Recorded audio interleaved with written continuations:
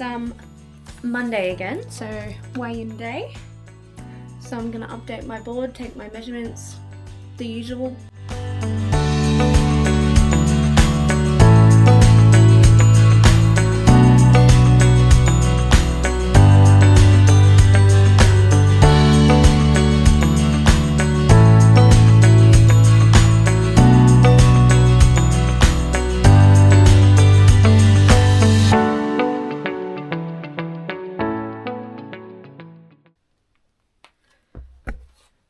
Okay, so my weigh-in this morning, I was 87.45, so I did put on 150 grams compared to last week. And I've just done my measurements, so I'll show you my updated board. So I lost a centimetre off my bust and my hips, and my waist stayed the same. Just had a magnet fall off. So that's my updated board. Okay, so I'm still working on my vlog. I had planned to have it out yesterday, but that didn't happen. I got busy with other things. There was a demo day for some bowling gear, a bowling gear brand that my mum and I went to. Good morning. So it's Tuesday today. I am just heading out to go to the gym. But you know when they say when you're like house hunting, whether that be to purchase or to rent or whatever, they say that the perfect house will come along when you need it, like at the perfect time.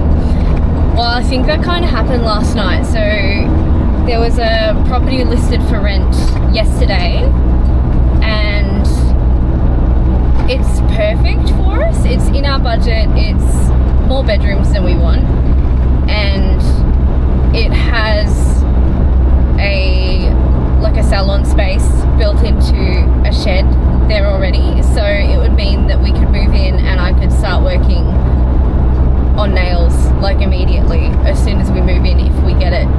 So I'm I hate to say that I've kind of got my heart set on it, but I really, really do. I really want to get this one.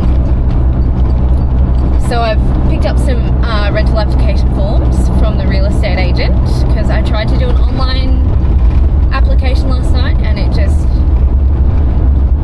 didn't work. So I reckon can't go wrong with pen and paper. So gonna apply for that.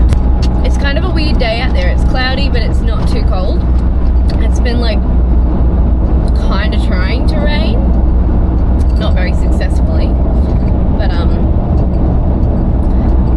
yeah, the clouds are really cool.